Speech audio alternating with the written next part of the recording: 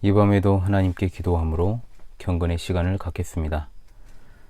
지극히 영광스럽고 위대하신 삼위 하나님께 영광을 돌립니다. 우리의 영혼이 주께로 돌아오며 주의 평안함에 돌아가고 여호와께서 우리를 후대하심을 믿습니다. 아버지께 기도하오니 날마다 우리에게 일용할 양식을 주시고 우리 죄를 사하여 주시옵소서. 주께서 우리와 우리의 집과 모든 소유물을 울타리로 두르셨음을 합니다. 그 어떤 세상 정부와 시대적 조류와 마귀의 위협 앞에서도 두려움이 없음은 주께서 우리와 함께 하시기 때문임을 믿습니다. 이 시간 함께하는 주의 백성들을 진리의 길로 인도하시고 그 길을 계속해서 따르도록 늘 기도하며 또한 우리의 잘못을 깨닫고 고칠 수 있게 인도하여 주시옵소서. 속히 오실 우리 주 예수 그리스도의 이름으로 기도합니다. 아멘. 새 찬송가 541장 새 찬송가 541장 꽃이 피는 봄날에만 1절 우리 두 번 부르겠습니다. 541장 1절 두 번 부르겠습니다. 꽃이 피는 봄날에만 주의 사랑 있음인가, 열매 맺는 가을에만 주의 은혜 있음인가, 땀을 쏟는 여름에도 주의 사랑 여전하며 추운 겨울 줄일 때도 주의 위로 변함없네. 꽃이 피는 봄날에만 주의 사랑 있음인가, 열매 맺는 가을에만 주의 은혜 있음인가, 땀을 쏟는 여름에도 주의 사랑 여전하며 추운 겨울 줄일 때도 주의 위로 변함없네. 아멘. 하나님의 말씀은 사도행전 2장 1절로 4절의 말씀입니다. 사도행전 2장 1절로 4절의 말씀입니다. 제가 낭독하도록 하겠습니다.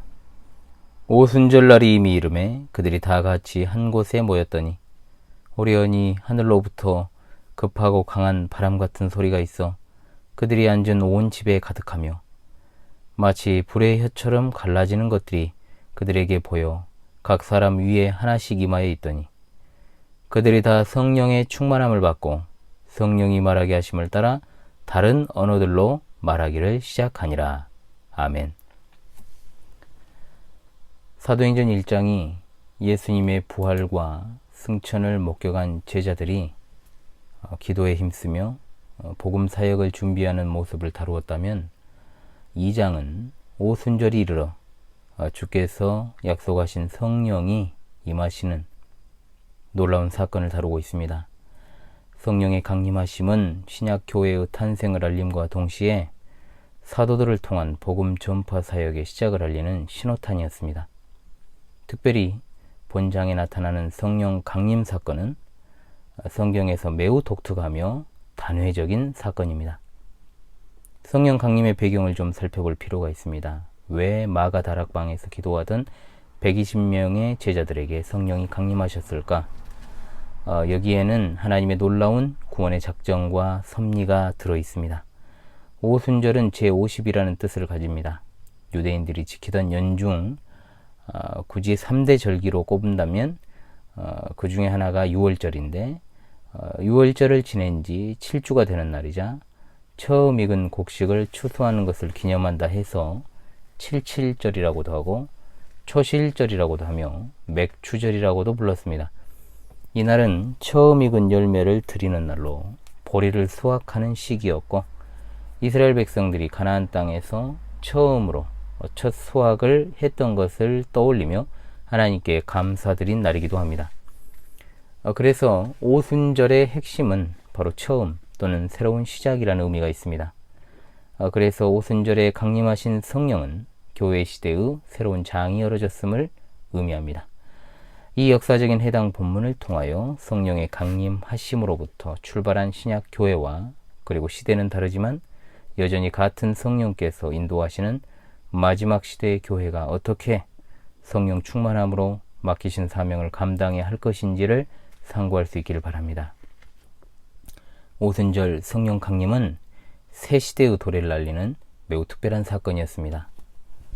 오늘 1절 말씀에 오순절 날이 이미 이르렀다 했습니다. 앞서 말씀드린 대로 오순절은 6월절을 지낸 지 7주가 되는 날을 기념하는 연중절기였습니다. 그래서 77절이라 한다 했죠.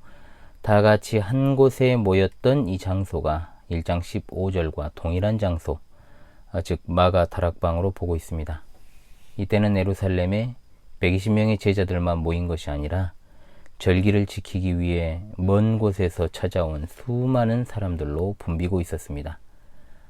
이것은 다 이유가 있었습니다. 2절에 호련히 하늘로부터 급하고 강한 바람 소리가 있었다고 했습니다.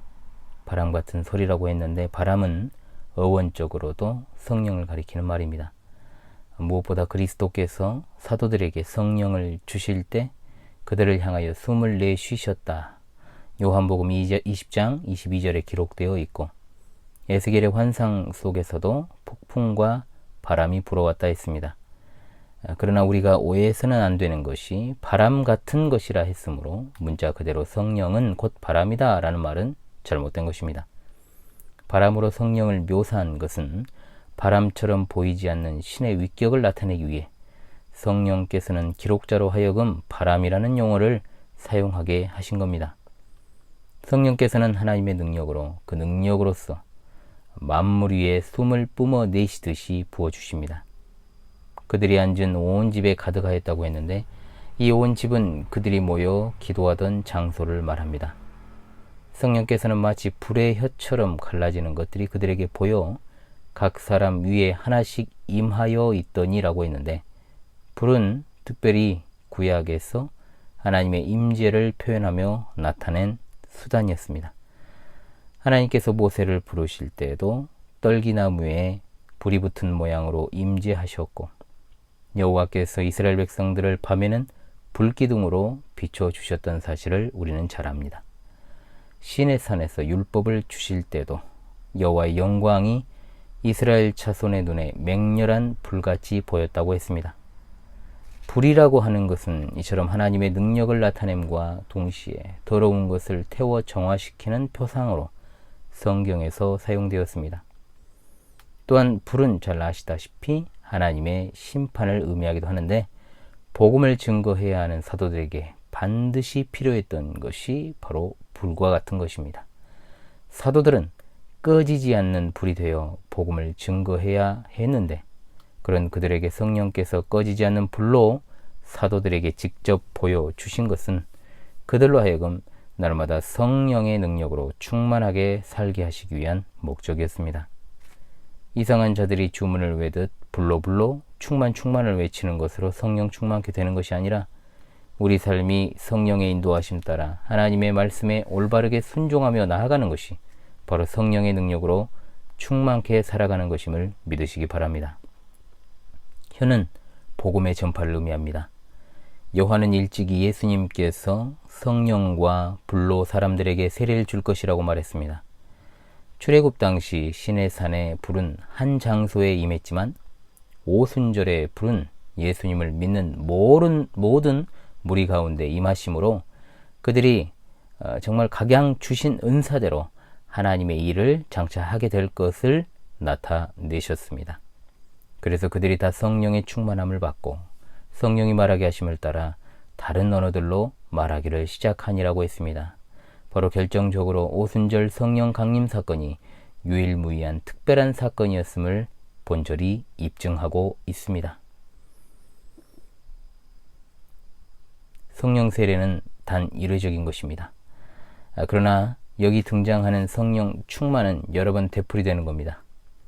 성령 충만이라는 말은 직접적으로는 에베소서 5장 18절에 나오는데, 술 취하지 말라, 이는 방탕한 것이니 오직 성령으로 충만함을 받으라 했습니다. 이것은 신자 가운데 내주하시는 성령의 인도하심과 지배를 받는 것을 말합니다. 이것을 물리적으로나 공간적으로 이해해서 마치 비어있는 공간에 물건이 꽉 채워지는 것처럼, 또는 찬 공기가 사라지고 더운 공기가 실내에 꽉 차는 것 같이 성령께서 사람들 가운데 채워지는 것을 말하는 게 아닙니다. 이렇게 이해하는 사람들의 성령은 늘 그들의 삶 속에서 나타났다 사라졌다 하며 성령을 인위적으로 채우려고 하는 일들이 수반되게 마련입니다. 그러다 보니 마이크에 입을 대고 바람소리를 낸다거나 입으로 불로불로를 외치고 충만을 외치는 등의 기이한 짓을 하는 것입니다. 참으로 어리석고 미련한 짓이라 하지 않을 수 없습니다. 명심합시다. 성령 세례는 단 이례적인 사건으로 중생함, 즉 거듭남을 의미하는 것이요, 신자 안에 내주하시는 성령님은 그를 떠나지 않으시므로 우리는 이제 성령의 지배를 받는 것이 성령의 충만입니다. 늘 성령의 인도하심과 지배하심 따라 성령 충만한 삶을 사시기 바랍니다. 그런데 사도들이 여기서 다른 언어로 말했다고 나옵니다. 이것은 분명 외국어를 말합니다. 바벨탑 사건이 있기 전 온 땅의 언어가 하나였다라고 분명히 성경에 기록되어 있습니다. 바벨탑 사건을 통해 세상의 언어가 혼잡하게 되었는데, 분명히 제자들을 통하여 혼잡한 언어가 하나의 언어로 통일되는 역사가 일어난 겁니다. 즉 새로운 시대가 시작되었음을 나타내는 매우 특별하고도 단회적인 표징적인 역사적인 사건이었습니다. 일반적으로 반복되는 그런 사건이 아니란 말이죠. 그런데 이 시대에도 이런 오순절의 역사를 문자 그대로 적용하여 성령 세례의 증거가 방언이라 주장하며 얼토당토않게 이상한 소리를 나불대는 것이 바로 성경의 방언이라 하는 것은 성경에서 나온 것이 아니라 이방 종교, 더 정확하게는 사탄으로부터 나온 것임을 기억합시다.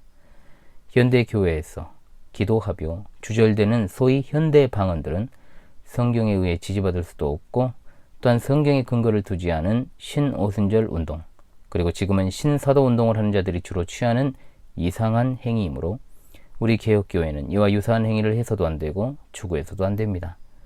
이런 행태를 적어도 교회에서 용납하지 않습니다. 눈에 보이는 현상들에 주목하지 말고 믿음에 관한 바른 지식과 온전한 사랑의 인격과 시대에 대한 분별력을 가지고 바르게 신앙생활을 하시는 여러분 되시기를 간절히 바랍니다. 기도하겠습니다. 오늘 하루도 우리와 변함없이 함께하여 주신 하나님, 시대적인 미혹들과 세상의 사조들이 우리의 눈과 귀를 어지럽힙니다. 성령께서 예수님을 믿는 자들 안에 내주하시며 오늘 또 내일 또 우리 주님 다시 오실 그날까지 인도하여 주심을 믿습니다. 바른 성경 지식에 입각한 신앙생활과 온전한 사랑의 인격으로 시대에 대한 분별력과 통찰력으로 영적으로 각박한 시대를 이기게 하여 주시옵소서. 날마다 우리의 짐을 져주시는 우리 하나님, 이날까지 우리 출입을 지켜주셔서 참으로 감사합니다. 우리로 평안히 눕고 자고 안전히 거하게 하신 하나님, 이 각박한 시대 속에서도 주의 백성은 오직 주께만 모든 것을 의탁하옵나니 험악한 시절에도 침상에서 날마다 기쁨으로 하루를 마무리할 수 있게 도와주시옵소서. 어린 자녀들로부터 노년에 이르기까지 주의 백성들을 이 밤에도 지키시고 인도하여 주시기를 간절히 원하옵고 우리 주 예수 그리스도의 이름으로 감사하오며 기도하옵나이다. 아멘.